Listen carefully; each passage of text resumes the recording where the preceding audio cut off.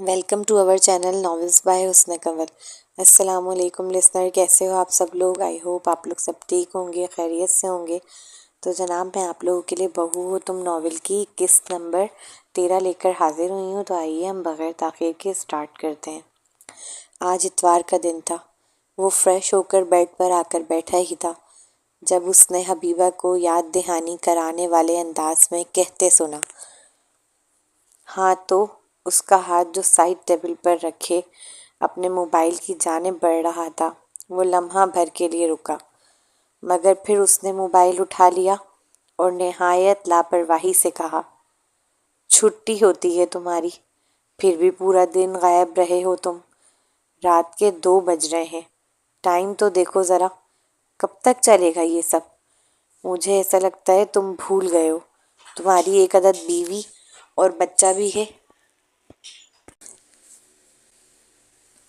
پچھلی بار لڑائی میں اس نے ہاتھ اٹھا لیا تھا، اس وجہ سے وہ اتنا ڈر گئی تھی کہ اس نے کاشف سے لڑنا چھوڑ دیا، مگر اس نے غور کیا کہ اس کے لڑنا چھوڑنے پر وہ شخص مزید لاپرواہ ہو گیا اس کی جانب سے، اور بے فکر، جیسے وہ ہوئی نہ اس کی زندگی میں۔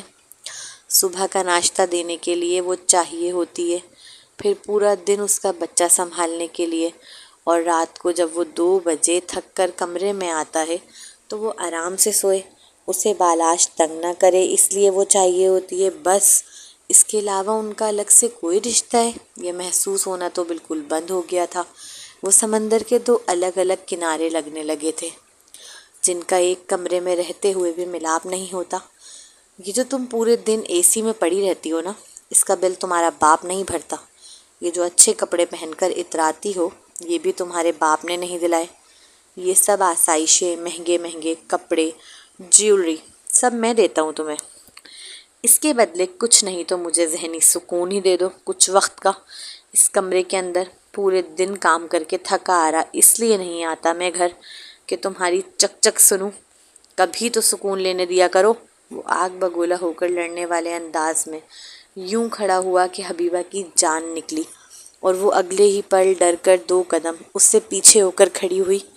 وہ تو آرام سے بات کرنا چاہتی تھی، مقابل لڑنے کیوں کھڑا ہو گیا تھا؟ کیا وہ اب شکوہ بھی نہیں کر سکتی؟ اوپر سے جس مغرور لہجے میں وہ اپنی دی ہوئی آسائشیں گنوا رہا تھا، اس لمحے وہ اپنا شوہر نہ لگا، کوئی مالک لگا جو اپنے نوکر کو احسانات جتا رہا ہے۔ تم بدل گئے ہو کاشف، تم میرے کاشف نہیں رہے، وہ بدل گیا تھا۔ وہ محسوس کر سکتی تھی، وہ بدل گیا ہے، چڑچڑا، مغرور، ہر وقت اپنی دولت پہ اترانے والا، ہر وقت احسانات جتانے والا۔ یہ تو وہ لڑکا تھا ہی نہیں جس سے اس کی شادی ہوئی تھی، جس کے ساتھ اس نے اپنا بچہ پلان کیا تھا خوشی خوشی۔ یہ کوئی اور تھا، یہ سامنے کھڑا شخص تو وہ ہو ہی نہیں سکتا۔ آنکھوں میں آنسو بھرے اس نوجوان کے چہرے کو بغور تکتے وہ رنجیدہ سے لہجے میں بولی، اگر یہ تمہارا ڈرامہ ہو گیا ہے تو میں سو جاؤں، صبح آفس بھی جانا ہے مجھے۔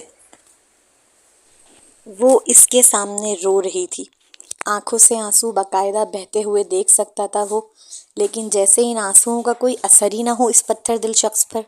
وہ بے رخی سے کہتا اس کے سامنے ہی بیڈ پر لیٹ گیا تھا۔ کچھ دیر تک حبیبہ وہیں کھڑے اس کا چہرہ دیکھتی رہی، اس کی آنکھوں سے جھر جھر موتی بہہ رہے تھے، مگر اس ستمگر کو کب پرواہ تھی؟ وہ تو پرسکون انداز میں آنکھیں موند گیا، وہ وہیں کھڑی رہ گئی۔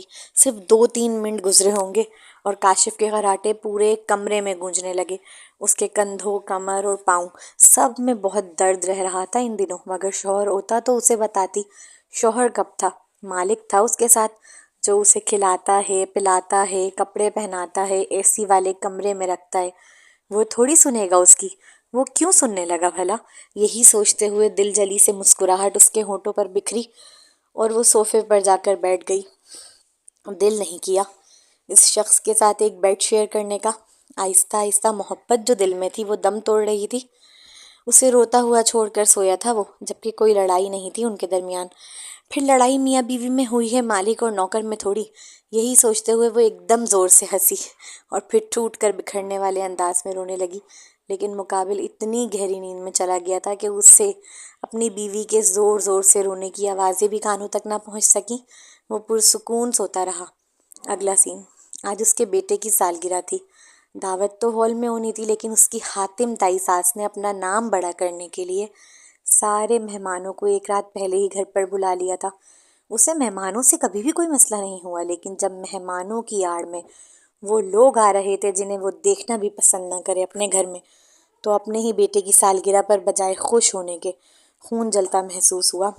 کلثوم کی منگنی پر اقصیٰ کیسے کاشف سے بہانے ڈھونڈ رہی تھی چپکنے کے۔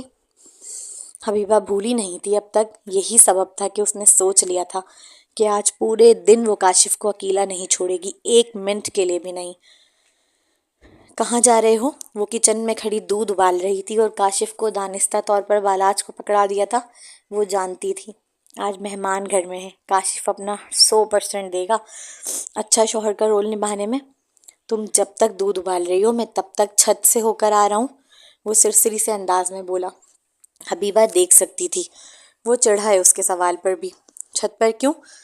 اسے کیا کام آ گیا دوپہر میں چھت پر؟ لو ایک کام کرو، اپنے پلو سے باندھ لو مجھے۔ صرف حبیبہ کے دوسرے ہی سوال پر وہ اس قدر چڑھ گیا کہ اپنا ہاتھ اس کے آگے کرتے ہوئے طنز بھرے لہجے میں کہا، اتنا جل کیوں رہے ہو؟ نارمل سوال کر رہی ہوں۔ حبیبہ نے فوراً اسے جتایا کہ ایک نارمل کنورزیشن کر رہی ہے وہ، اس میں چڑھنے کی کیا ضرورت ہے؟ مگر وہ تو چڑھے گا نا جس کی تتلی گھر میں آئی ہوئی ہو اور اسے ابھی تک موقع نہ ملا ہو اس سے ملنے کا۔ بھائی آپ فری ہو؟ پلیز میرے کمرے کا AC دیکھ لو، پتہ نہیں کیوں کام نہیں کر رہے۔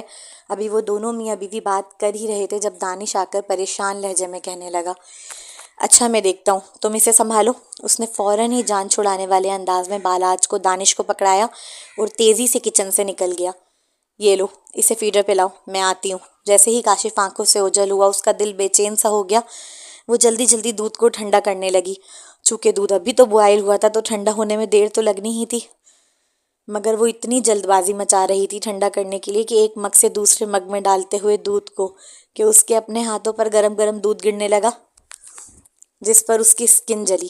اسے صرف کاشف کی پرواہ تھی کہ اسے اکیلا نہیں چھوڑنا، اور اس چکر میں اس نے اپنی تکلیف پر ذرا توجہ نہ دی۔ دودھ کی فیڈر بنا کر دانش کو پکڑاتے ہوئے وہ تیزی سے کچن سے نکلی تھی۔ ہاتھ تک واش نہیں کیے تھے اس نے، یہ حالت تھی اس کی۔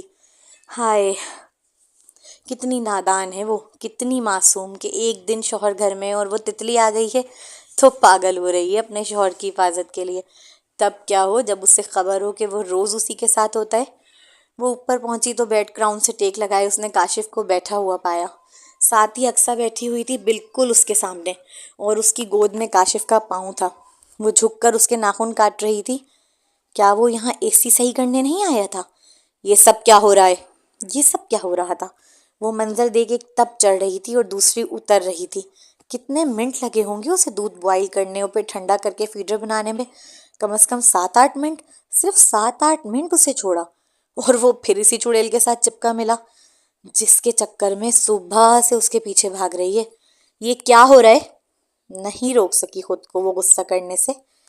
وہ بھائی AC صحیح کر رہے تھے نا بھابھی، تو ان کے پاؤں پر دیوار سے لگ گئی تو ناخن ٹوٹ گیا ہے، تو بس اسی کو کاٹ رہی ہوں۔ تو بھائی نے کہا سارے ہی کاٹ دو۔ وہ معصومیت سے کہتی دوبارہ ناخن کاٹنے کے لیے جھک گئی، جیسے کوئی بڑی بات ہی نہ ہو کسی غیر مرد کے پاؤں کو اپنی گود میں رکھ کے ناخن کاٹنا۔ تم نے کبھی کلثوم سے تو اپنے پاؤں کے ناخن نہیں کٹوائے، پھر اس سے کیوں کٹوا رہے ہو؟ ان کی پہلے بھی بہت لڑائی ہوئی تھی اقصیٰ کی اس سے چپک کے بیٹھنے پر، یہاں تک کہ اس کا ہاتھ تک اٹھ گیا تھا اس لڑائی میں۔ اس کے باوجود وہ اتنا نڈر آدمی تھا کہ پھر اس لڑکی کی گود میں پاؤں رکھ کے آرام سے بیٹھا ہوا تھا۔ شوق سے نہیں کٹوا رہا، لگ گئی ہے میرے پاؤں میں۔ ہر وقت لڑنا شروع مت کیا کرو۔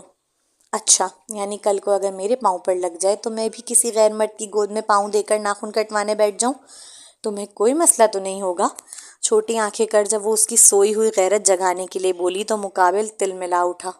حبیبہ، وہ غصے سے جذبز ہو کر آنکھیں دکھاتے ہوئے گویا آنکھوں ہی آنکھوں میں کہہ رہا ہو، لمٹ میں رہو اپنی۔ تم فسادی عورت، نکلو یہاں سے، بے غیرت کہیں کی۔ جب آتی ہو ہم میاں بیوی کے درمیان لڑائی کرواتی ہو، بجائے اس کے کہ شرمندہ ہو کر اپنا پاؤں ہٹاتا اس کی گود سے، الٹا اسے آنکھیں دکھا رہے۔ وہ کیسے غصہ نہ ہوتی؟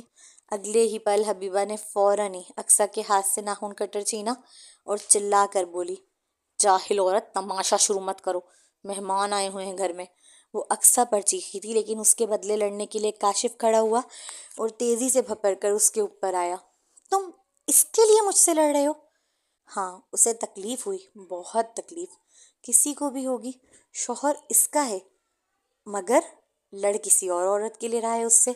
بجائے اس کے کہ وہ غصہ ہو رہی ہے تو اسے سمجھائے، بات کو سنبھالنے کی کوشش کرے، اسے پیار کرے اور اقصیٰ کو ہٹائے خود کے پاس سے، الٹا اس پہ چیختا ہوا آ رہا ہے، اس سے جاہل عورت کہہ رہا ہے۔ جاہل عورت؟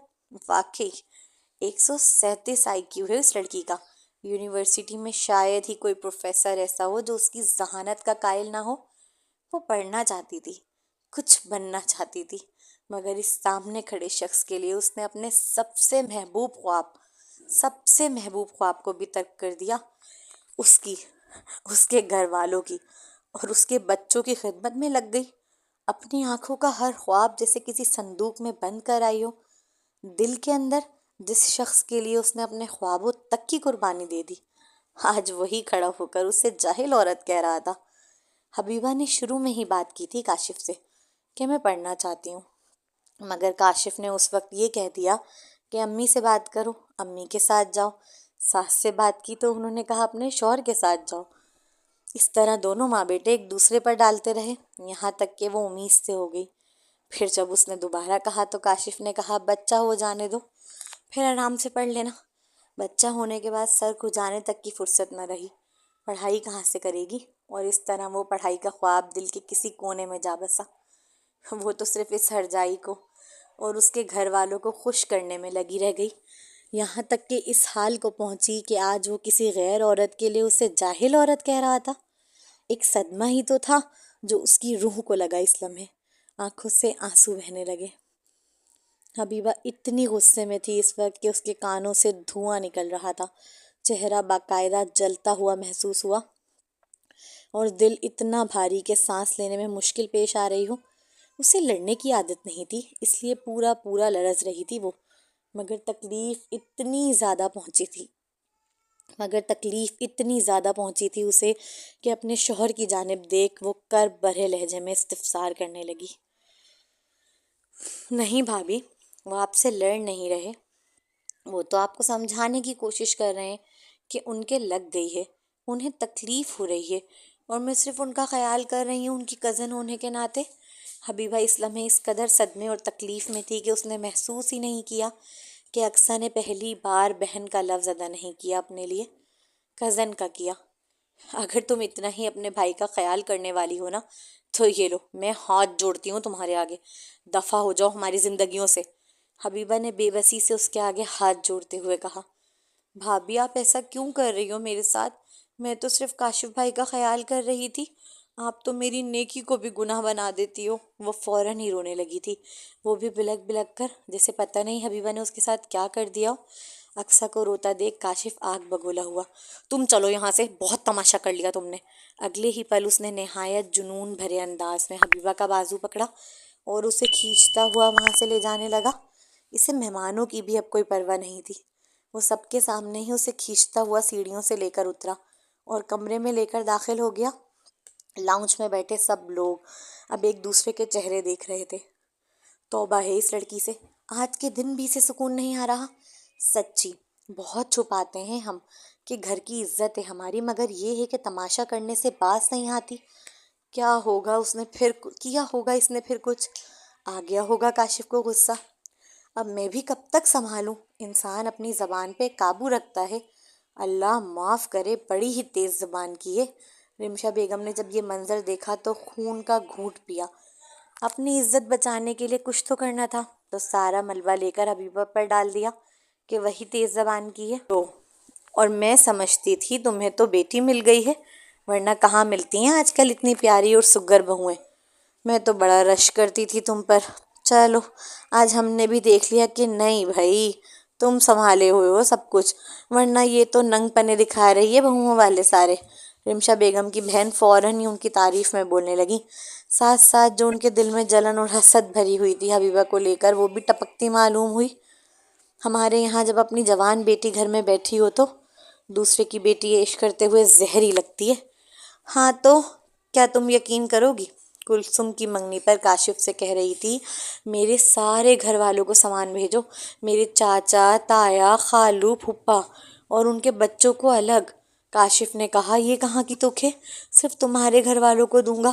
پھر کلثوم کی سسرال سے تم لوگوں نے دیکھا تھا، اتنی ٹرے اور مٹھائیوں کے ڈبے آئے بھی نہیں تھے، انہوں نے تو بڑی گنتی کے صرف میری بہن بھائیوں کے حصے دیے تھے، مگر یہ تو اڑ گئی۔ جو رونا مچایا ہے اس نے کہ کیا بتاؤں۔ پھر کاشف نے خود اپنے پیسوں سے منگا کر بانٹے ہیں اس کے میکے میں، بہت ہی لالچی اور بھوکی ہے۔ میں تو پچھتا رہی ہوں اسے لا کر، بس یقین کرو پوتے کا منہ دیکھ کر چپ رہتی ہوں میں تو۔ وہ ٹرے اور مٹھائیاں جو انہوں نے صرف اپنی بڑائی اور اپنے نام کے لیے حبیبہ کے پورے میکے میں بانٹی تھی، وہ بھی اب انہوں نے حبیبہ کے سر پہ مار دی تھی کہ اسی بھوکی نے مانگی ہیں، جبکہ اس بیچاری نے تو منہ تک نہیں کھولا تھا ان معاملات میں کبھی۔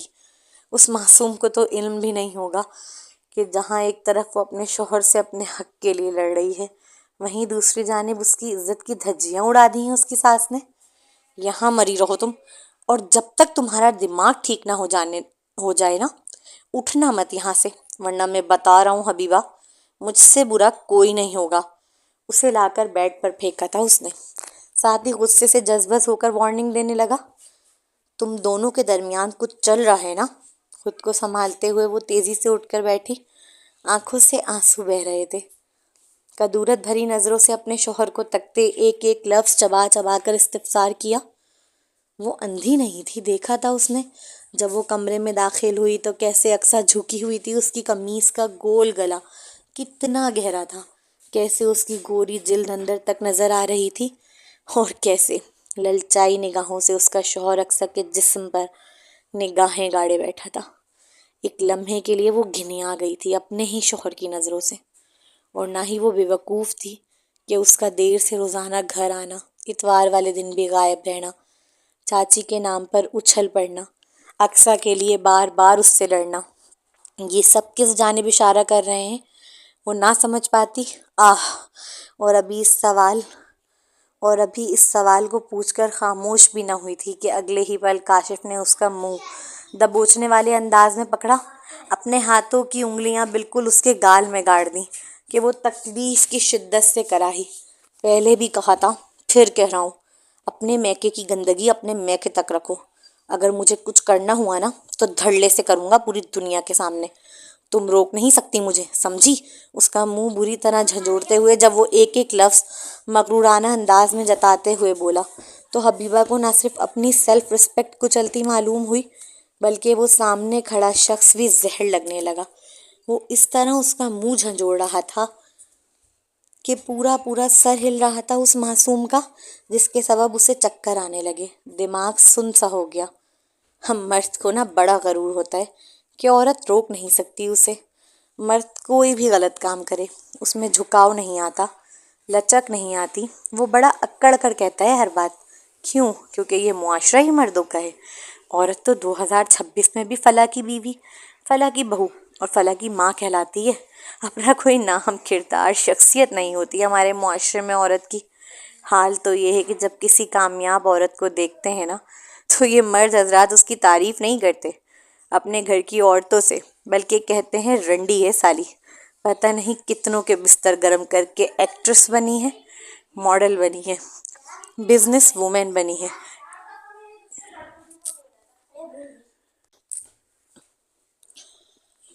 ایئر ہوسٹریس بنی ہے۔ ذہنیت کیا بناتے ہیں اپنے گھر کی معصوم عورتوں کی، جنہیں تعلیم کے زیور سے پہلے ہی محروم کر رکھا ہے، کہ جو کامیاب عورتیں ہیں سب گندی ہیں، جبکہ انہی گندی عورتوں میں سے کوئی ان کے سامنے آ جائے تو ان کی رالیں ٹپکنے لگتی ہے۔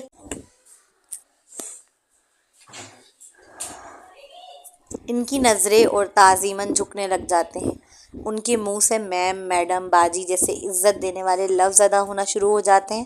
اسے پاؤں کی ٹھوکر پر نہیں مارتے یہ، اسے جاہل عورت کہہ کر منہ پہ تھپڑ نہیں لگاتے، اس کے لیے ان کی آنکھوں میں ایک عجیب سی چمک آ جاتی ہے۔ ایکٹریس یا ماڈل ہو تو اس کے فین بن جاتے ہیں، بزنس وومن ہو تو اس سے انسپائر ہونے لگتے ہیں۔ مردانہ انا کے اس دوگلے معاشرے میں عورت کی سب سے بڑی فتح کسی کی تعریف حاصل کرنا نہیں، بلکہ ان تمام پابندیوں اور تہمتوں کو توڑ کر اپنے نام سے اپنی پہچان بنانا ہے۔ کاش عورت ذات یہ بات سمجھے کہ خود نہیں پڑھا تو کم از کم اپنی بیٹی کو تو تعلیم دے۔ کاشف کے نزدیک اقصیٰ وہ عورت تھی جو اس کے شانے سے شانہ ملا کر اس کے برابر کھڑی ہوتی تھی، دفتر میں، اس کے فیصلوں میں، اس کی کامیابیوں میں۔ وہ ایک ایسی عورت تھی جس کی اپنی پہچان، اپنی حیثیت اور اپنی قابلیت تھی۔ اور حبیبہ، وہ کیا تھی اس کے مقابلے میں؟ ایک کمرے تک محدود جاہل اور بے اختیار عورت ہی تو دکھائی دیتی تھی اسے وہ۔ ایسی عورت جو اس کے دیے ہوئے لباس پہنتی تھی، اس کے دیے ہوئے پیسوں سے کھاتی تھی، اور جس کی پوری شناخت جیسے اس کے نام سے بندھی ہوئی تھی۔ اس کا نام ہٹا کر دیکھو تو کاشف کے نزدیک حبیبہ کے پاس اپنی کوئی حیثیت، کوئی مقام، حتیٰ کہ اپنی کوئی پہچان بھی نہیں تھی۔ اقصیٰ اس کے ساتھ کھڑی تھی، جبکہ حبیبہ اس کے سہارے کھڑی تھی، اور سہارے پر کھڑی عورت کو مرد کب اہمیت دیتا ہے؟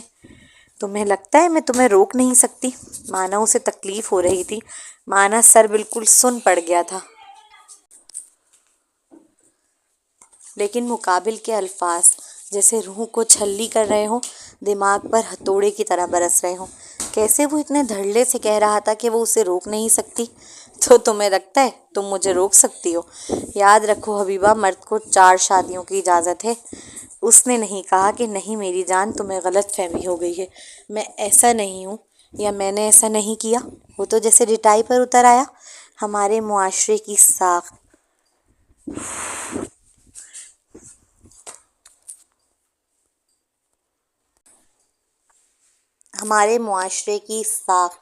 پیٹریارچل ہے، پدرشاہی ہے۔ اس میں مرد کو بچپن سے یہ سکھایا جاتا ہے کہ وہ غلط ہو کر بھی مرد ہے، اس لیے اس میں لچک یا جھکاؤ نہیں آتا۔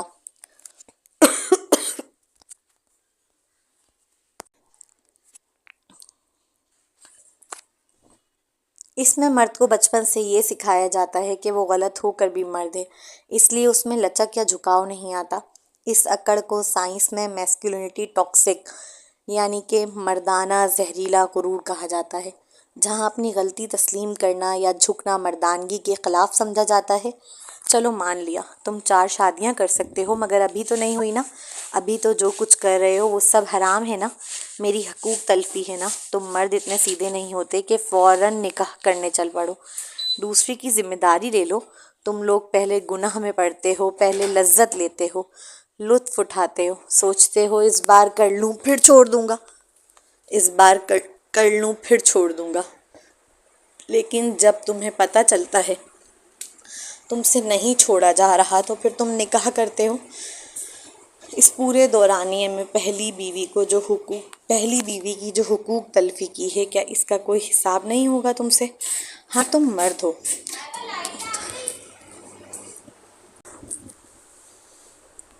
مرد ہو، دنیا میں واقعی شاید تمہارے ساتھ کچھ نہ کر سکوں میں سوائے طلاق لینے کے، مگر روز محشر میں تمہارا دامن پکڑوں گی۔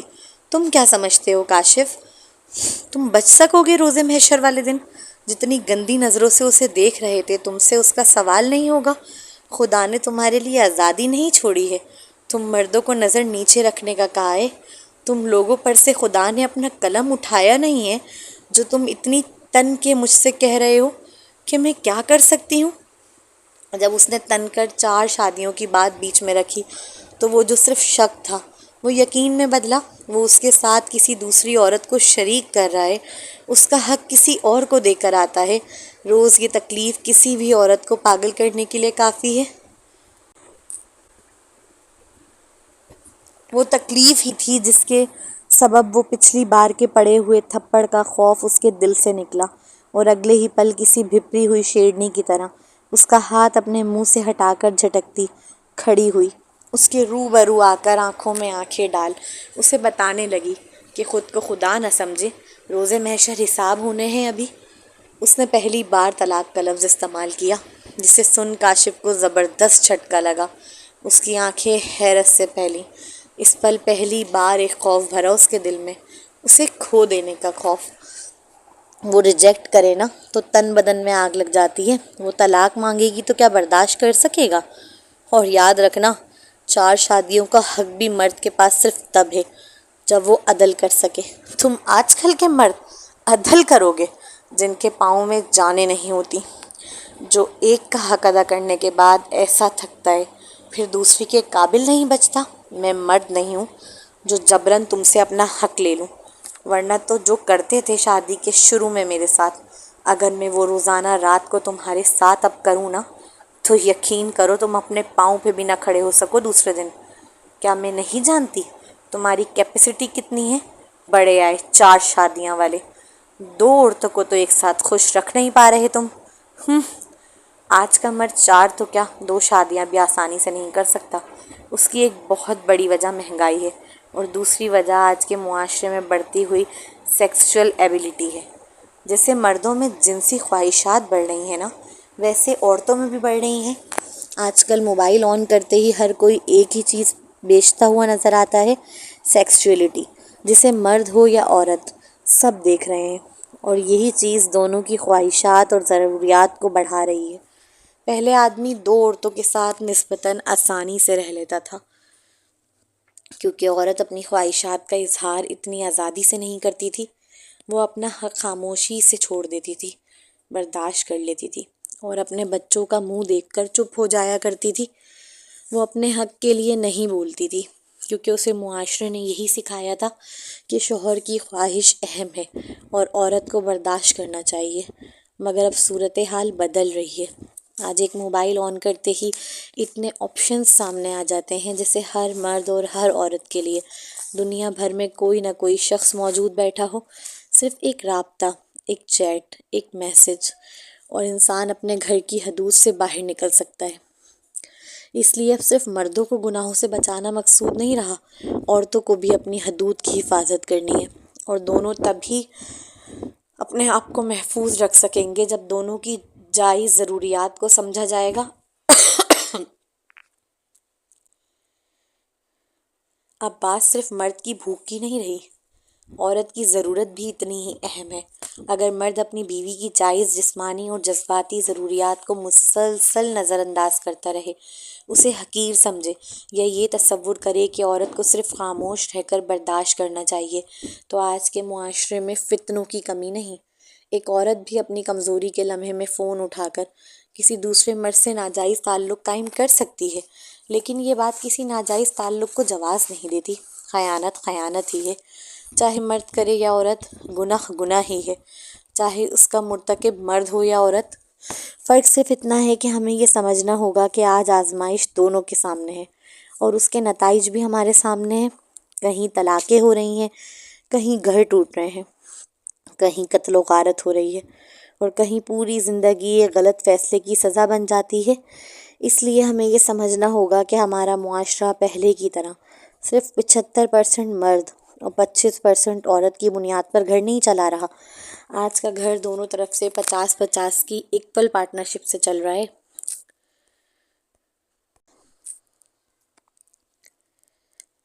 میاں بیوی دونوں کی ضروریات ہیں، دونوں کے جذبات ہیں، دونوں کے حقوق ہیں، اور دونوں کی ذمہ داریاں بھی ہیں۔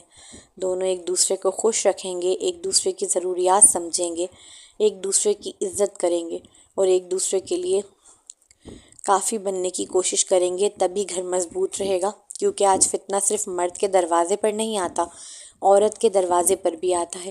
اس لیے صرف مرد کو یہ سکھانا کافی نہیں کہ اپنی خواہشات پر قابو رکھو، عورت کو بھی یہی سیکھنا ہوگا، اور صرف عورت سے وفاداری کا مطالبہ کافی نہیں ہے، مرد کو بھی وفادار رہنا ہوگا۔ ایک قرارے دار تماچا ہی تو تھا جو حبیبہ نے اس کے منہ پر جڑ دیا تھا آج، کہ سر سے پاؤں تک تل ملا اٹھا تھا وہ شخص۔ مرد کے لیے اس سے بڑی گالی اور کوئی نہیں کہ وہ اپنی عورت کو خوش نہیں رکھ پا رہا۔ میں تمہیں خوش نہیں رکھتا؟ اگلے ہی پل وہ غصے سے پاگل ہوتا، لہو رنگ آنکھیں لیے اس کے بازو پکڑ کر جھنجھوڑتے ہوئے ایک ایک لفظ چبا چبا کر استفسار کرنے لگا۔ جواباً مقابل نے ایک لفظ نہ کہا، صرف ہونٹوں کے کناروں پر استحضائیہ مسکراہٹ سجائے اسے تکنے لگی کہ کیا کر رہے ہو؟ اچانک کاشف کو ڈیک کھولتا دیکھ اس کا دماغ کھٹکا۔ اگلے ہی پل کمرے میں زوردار میوزک چل رہا تھا، وہی جس سے میری پیاری بیوی کو پتہ چلے کہ میں 2 نہیں 4 عورتوں کو بھی خوش رکھ سکتا ہوں ہمہ وقت۔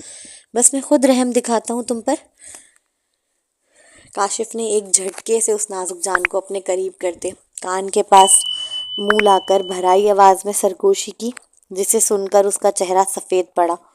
کاشف بھائی مہمان بیٹھے ہیں، چھوڑو مجھے، وہ فوراً ڈر کر بولی۔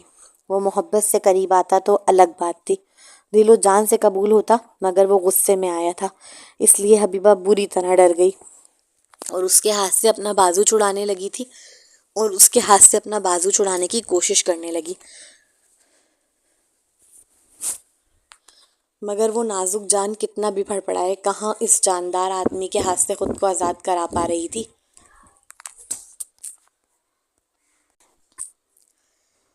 1 گھنٹے بعد بار بار دروازہ بج رہا تھا ان کا، جس کے چکر میں وہ جلدی جلدی نہا کر نکلی تھی۔ اسے علم تھا کہ بالاج رو رہا ہوگا، کیونکہ وہ زیادہ دیر کسی کے پاس نہیں بیٹھتا سوائے اس کے۔ جب وہ دانش سے اپنے بیٹے کو لے رہی تھی تو اس کے گیلے بال اور نکھرا نکھرا چہرہ دیکھ لاؤنج میں بیٹھی عورتیں دبی دبی مسکراہٹیں پاس کرنے لگی، آنکھوں کے اشارے بھی ہو رہے تھے، جبکہ اقصیٰ جو اپنی ماں کے ساتھ بیٹھی ہوئی تھی، وہ اپنی مٹھیاں بھیج گئی، ایک آگ سی لگی تھی اس کے سینے میں۔ اگلا سین۔ تم ہال میں جانے کے لیے سب گاڑیوں میں بیٹھنے لگے۔ کاشف پیسنجر سیٹ پر بیٹھا ہوا اپنا سیل چلا رہا تھا کہ دوسری سائڈ سے آ کر کوئی گاڑی میں بیٹھا۔ اس کا گمان تھا کہ حبیبہ ہوگی، اس لیے توجہ نہ دی، مگر جیسے ہی بیٹھنے والے شخص کی پرفیوم کی مہک نے ناک کو ہٹ کیا، اس نے فوراً ہی ناگواری سے اس کی جانب دیکھا۔ جی کیا ہوا؟ آپ کو اچھا نہیں لگا میرا بیٹھنا؟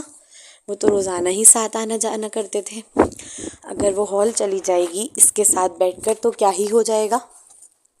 اسے علم تھا کہ وہ محض ایک پرچھائی ہے جو روشنی کے سامنے آتے ہی غائب ہو جاتی ہے۔ ایسی پرچھائیاں رات کے اندھیرے میں تو مرد کے ساتھ چل سکتی ہیں، مگر دن کے اجالوں میں ان کا کوئی حق نہیں ہوتا۔ دنیا کے سامنے تو اس کی بیوی ہی اس کی گاڑی میں مہارانی بن کر بیٹھے گی، وہ یہ مقام اسے نہیں دے سکتا۔ سینے میں لگی آگ نے آج کی ساری جھجک جلا ڈالی تھی جیسے، اسی لیے وہ بھی آج دھڑلے سے اس کے ساتھ آ بیٹھی تھی۔ وہ بھی چاہتی تھی کہ کاشف اسے یوں محسوس کرائے جیسے وہ اس کی زندگی میں کوئی معمولی پرچھائی نہیں بلکہ واقعی کوئی معنی رکھتی ہے۔ پھر اس کی بیوی ایسا کیا دیتی ہے جو وہ نہیں دیتی؟ تم کیا چاہتی ہو؟ میری بیوی طلاق لے کر چلی جائے مجھ سے؟ میں تماشا بن جاؤں دنیا کے سامنے؟ بس کر دو، لمٹس میں رہو اپنی، نکلو گاڑی سے، اس سے پہلے کہ تمہیں میری بیوی دیکھے۔ اس کا بازو پکڑ کر وہ ایک ایک لفظ چبا چبا کر غصہ ہو کر بولا۔ اس کی آنکھیں اس کے غیظ و غضب کا پتہ دے رہی تھی۔ بہت دل دکھا تھا اقصیٰ کا، کیا یہ وہی شخص نہیں ہے جو ہر وقت اس سے محبت کا اظہار کرتا رہتا ہے، اسے خوبصورت کہتا ہے، اسے ایسے دیکھتا ہے جیسے دنیا کی سب سے حسین عورت وہی ہو اس کے لیے، اسے مہنگے مہنگے تحفے دیتا ہے، اسے جگہ جگہ ریسٹورنٹ میں کھانا کھلاتا ہے؟ کیسے دھتکار رہا تھا اسے اب، کیسے اپنی بیوی کے ڈر سے اسے گاڑی سے نکال رہا تھا۔ میں آپ کی کزن بھی ہوں، شاید آپ بھول رہے ہیں، پہلے بھی تو میں آپ کے ساتھ بیٹھ کر چلی جاتی تھی کہیں بھی، آنکھوں میں آنسو بھرے اور دنیا جہاں کی معصومیت اپنے چہرے پر سجائے وہ روحان سا لہجے میں بولی۔ پہلے کی بات اور تھی، اب میری بیوی کو شک ہو گیا ہے اور تم اسے نہیں جانتی، بہت ٹیڑھے دماغ کی عورت ہے وہ۔ خدارا میرا گھر مت توڑو، نکلو گاڑی سے، وہ آتی ہی ہوگی۔ وہ پھر غصے سے بولا، آواز مانا نرم تھی لیکن لہجے میں بلا کی کرختگی تھی۔ اس کا انداز جان چھڑانے والا تھا۔ اوکے آپ پریشان نہ ہو، میں اتر جاتی ہوں۔ آنکھوں سے آنسو صاف کرتی ہوئی وہ گاڑی سے اتری۔ وہ روتے ہوئے گاڑی سے اتری تھی، اس کے باوجود پوری دعوت میں کاشف نے ایک بار بھی اس کی جانب نہیں دیکھا، اسے منانے کی ذرا کوشش کی، صرف اپنی بیوی کے آگے پیچھے گھومتا رہا۔ اگلا سین۔ کیا کر رہی ہو؟ بالاج 1 سال کا ہوا تو بکری کا دودھ پینے کی وجہ سے اس کا پیٹ بھرنے لگا اور وہ بھی عام بچوں کی طرح دن میں 1 گھنٹے سونے لگا، جس کے سبب اسے بھی تھوڑا آرام نصیب ہوا۔ وہ دوپہر کے برتن دھو کر آنے کے بعد 5 منٹ لیٹنے کی سوچ ہی رہی تھی کہ اس کا سیل رنگ ہوا۔ وہ بڑی حیران ہوئی تھی کاشف کی کال دیکھ کر۔ پہلے تو اس نے ریسیو نہ کی، بجنے دیا، مگر پھر تجسس پیدا ہوا کہ دیکھے تو صحیح بولتا کیا ہے۔ کال ریسیو کی تو مقابل پہلے کی طرح بڑی محبت سے پوچھنے لگا، آپ کو کوئی کام ہے؟ نروٹھے سے لہجے میں استفسار کیا۔ وہ بات نہیں کر رہی تھی، وہ تو کل برتھ ڈے پارٹی میں بھی اپنی ساس کے ساتھ بیٹھ کر گئی اور انہی کے ساتھ بیٹھ کر واپس آئی۔ بس کر دو یار، میں صرف غصے میں بول گیا تھا وہ سب، تم تو پکڑ کر کے بیٹھ گئی ہو. ہاں، جیسے رات کے 2 بجے آنا اور اتوار والے دن بھی غائب رہنا، یہ تو کام کا حصہ ہے. اس نے کھلا طنز کیا. یار میں واقعی بہت بیزی ہوں کچھ دنوں سے.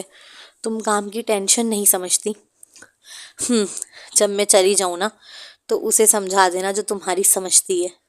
پھر ایک کھلا طنز کا تیر. یار کوئی بھی نہیں ہے، میری واحد اکلوتی بیوی ہو تم، تبھی تو تمہارے اتنے ناز اٹھاتا ہوں، تبھی تو تم سے اتنی محبت کرتا ہوں. بس کر دو یار اب. طلاق کے نام پر وہ واقعی بہت ڈر گیا تھا، مگر یہ ڈر نہیں تھا کہ بیوی چھوڑ کر جا رہی ہے جس سے محبت کرتا ہے. ڈر تو یہ تھا کہ وہ چھوڑ کے گئی تو معاشرے میں تماشا بن جائے گا. لوگ کہیں گے موٹے کو ایک عورت رکھنی نہیں آئی. مجھے تمہارے ساتھ نہیں رہنا اب. کل ہی سب کے سامنے اپنے والدین کو فون کر کے چلی جاتی جب کاشف نے اسے 4 شادیوں کی دھمکی دی، مگر صرف اس لیے رکی کیونکہ اس کی والدہ بیمار ہیں. اگر وہ انہیں بھی کچھ بتاتی ہے تو ملتان سے کراچی اتنا دور ہے کہ سفر ہی سفر میں ان کی طبیعت مزید خراب ہو جائے گی. والدہ کی طبیعت کیونکہ اچانک خراب ہوئی تھی تو کوئی بھی نہیں آ سکا تھا اس کے گھر سے سالگرہ میں، اس لیے اس کے والد سارے تحفے تحائف اور نواسے کو دیے جانے والے سونے کی چیزیں لے کر اب کل آ رہے تھے. اور اس نے سوچ لیا تھا وہ ان کے ساتھ جب جائے گی تو واپس نہیں آئے گی اس گھر میں، اس آدمی کے پاس دوبارہ. پھر وہی بات. یار بس کر دو حبیبہ، انسان غصے میں بول دیتا ہے. تم بھی تو خواہ مخواہ کے الزامات لگا رہی تھی مجھ پر. کتنی بار تم سے کہا ہے میں نے، وہ بہن ہے. آخری جملہ ادا کرتے وقت لگا جیسے کسی نے منہ میں کڑوا کریلا گھول دیا ہو. اچھا یہ باتیں چھوڑو، میں جلدی گھر آ جاؤں گا، تم تیار رہنا، ہم ساتھ ڈنر پر چلیں گے. تم سن رہی ہو نا؟ دوسری جانب سے کوئی جواب نہ آتا دیکھ وہ پھر پوچھنے لگا. دیکھو حبیبہ، تمہاری امی کی طبیعت خراب ہے، انہیں پریشان مت کرنا کچھ بھی بول کر. اور نہ ہی تم جا رہی ہو، تمہارے ابو آئیں گے اور مہمانوں کی طرح 2-3 دن یہاں رک کر چلے جائیں گے. تم نہیں جاؤ گی ان کے ساتھ، تمہیں میں خود ملانے لے جاؤں گا بعد میں. بلکہ سوچ رہا ہوں اس بار کراچی میں پورا ہفتہ گزاریں گے. بلاج کو تو اس کی آنی اور نانی سنبھال لیں گے، ہم دونوں میاں بیوی ہی چلیں گے پھر گھومنے پھرنے. شادی کے بعد تم فوراً پریگننٹ ہو گئی، ہم دونوں گھوم پھر بھی نہیں سکے ایک بار بھی ایک ساتھ. مگر اب چلیں گے، اوکے؟ وہ ہرجائی اب اپنی میٹھی میٹھی باتوں میں پھنسا کر اسے خواب دکھا رہا تھا. وہ خواب جو 1 سال میں پتہ نہیں کتنی بار پورے ہو چکے ہوتے. اگر اس نے واقعی وفاداری نبھائی ہوتی، اگر وہ واقعی محبت کرنے والا شوہر ہوتا. تم سن رہی ہو نا؟ وہ پھر پوچھنے لگا. خاموشی جو چھائی ہوئی تھی دوسری جانب. حبیبہ پلیز، تم تو میرے غصے میں کہے لفظوں کو میری زندگی بھر کی سزا بنا رہی ہو. وہ بچوں کی طرح منتیں کر رہا تھا اور وہ خاموشی سے سنتی رہی.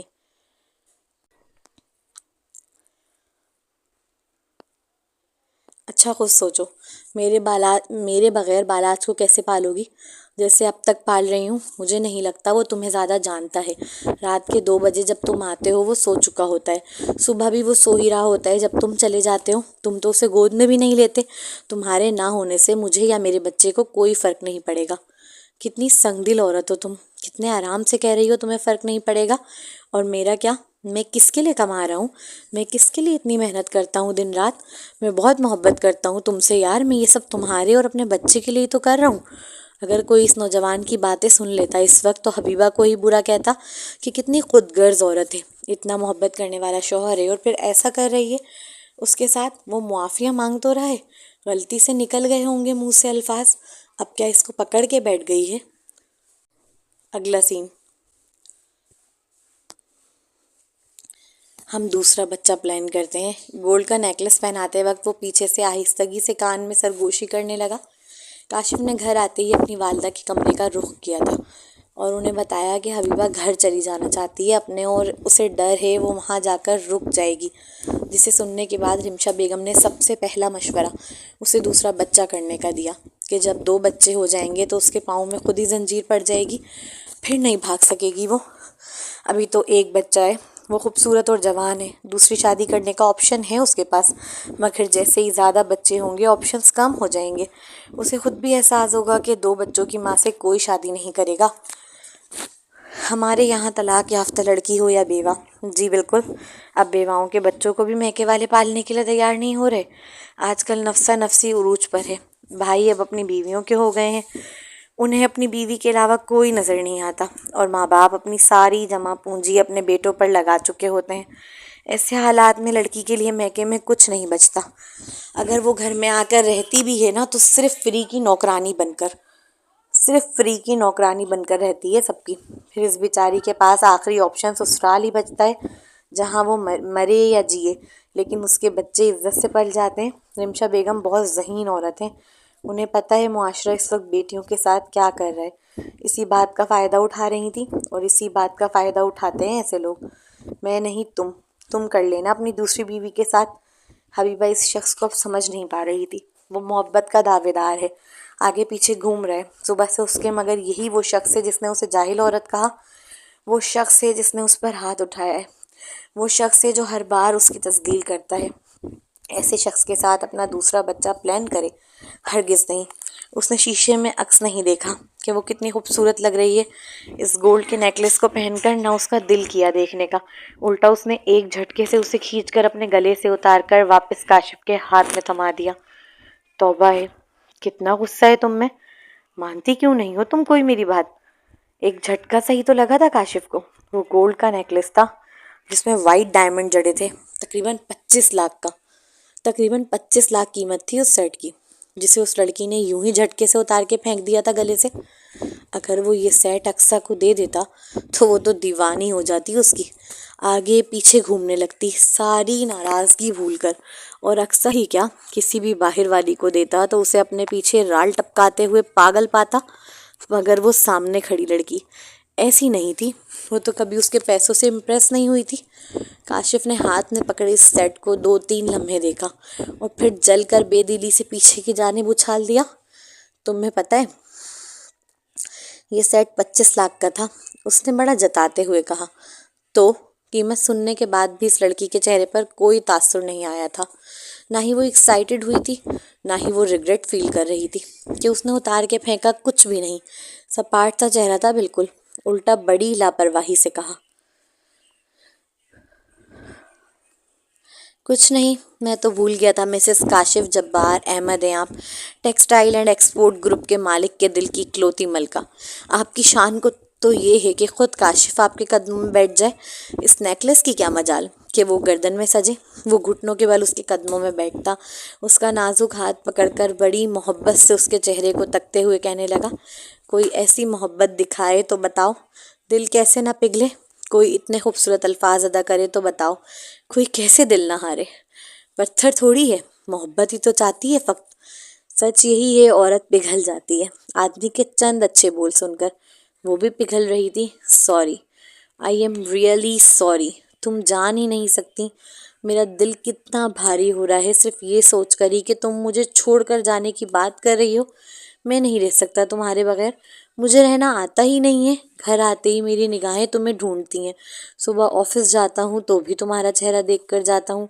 ہاں میں مصروف ہو گیا ہوں کچھ مہینوں سے، لیکن محبت کم نہیں ہوئی ہے، یقین کرو۔ میں صرف غصہ ہوا تھا اور پتہ نہیں غصے میں کیا کیا بول گیا۔ تم جانتی ہو میں غصے میں بول جاتا ہوں، پلیز آخری بار معافی دے دو۔ سچ میں دوبارہ تمہیں موقع نہیں دوں گا ناراض ہونے کا بھی۔ میں اب سے پوری کوشش کروں گا جلدی گھر آنے کی، اتوار کا پورا دن تمہارے اور بلاج کے ساتھ گزارنے کی۔ عورت بہت جلدی محسوس کر لیتی ہے اس کے ارد گرد کیا چل رہا ہے، خاص طور پہ اپنے شوہر کی بدلتی ہوئی شخصیت کو، مگر وہ اپنی امیدوں کے زیر اثر پھر بھی خود انتخاب کرتی ہے تلخ حقیقت سے آنکھیں بند کر کے رکھنے کا۔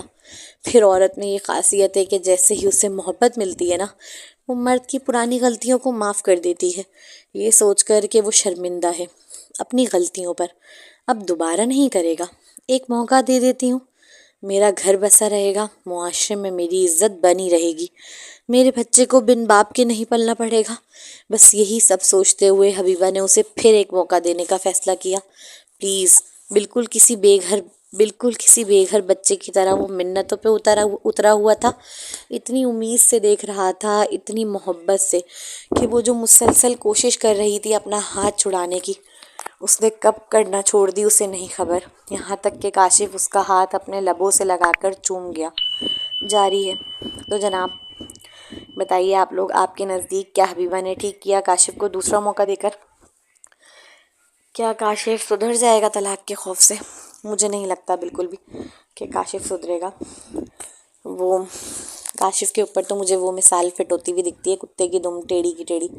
تو مجھے نہیں لگتا بالکل بھی کہ کاشف صاحب سدھریں گے. اس کے بعد بھی وہ حبیبہ کے ساتھ وہی سب کچھ کرنے والے ہیں جو وہ پہلے کر رہے تھے. اور جس طریقے سے رائٹر صاحبہ نے ناول میں لکھا ہے بیچ میں کہ فطرت مرد کی، تو اس کی فطرت میں ہے، مطلب اس کی فطرت میں یہ چیز ہے کہ اب وہ اقصیٰ کو بھی اقصیٰ کے بغیر نہیں رہ سکتا. مطلب اس کے ساتھ اس کے کچھ تعلقات جو اس نے بنا لیے، تو اس پہ تو وہ قائم رہنے والا ہے جتنا مجھے لگتا ہے. تو آگے تو مجھے نہیں پتا کہ ناول میں کیا ہونے والا ہے، لیکن یہ ہے کہ ناول دن بہ دن اور مزید اچھا ہوتا جا رہا ہے. آپ لوگ بتائیے گا آپ لوگوں کو ناول کیسا لگ رہا ہے، مزہ آ رہا ہے یا نہیں آ رہا ہے، یا جو بھی ہے آپ لوگ کمنٹس میں لازمی بتائیے گا. اگر ویڈیو اچھی لگی ہو تو پلیز لائک شیئر لازمی کریے گا. چینل کو سبسکرائب کرنا بالکل نہیں بھولیے گا، اور کمنٹس میں لازمی لازمی لازمی بتائیے گا. ٹھیک ہے، ملتے ہیں نیکسٹ ایپیسوڈ میں. جب تک کے لیے مجھے اجازت دیجیے. اللہ حافظ.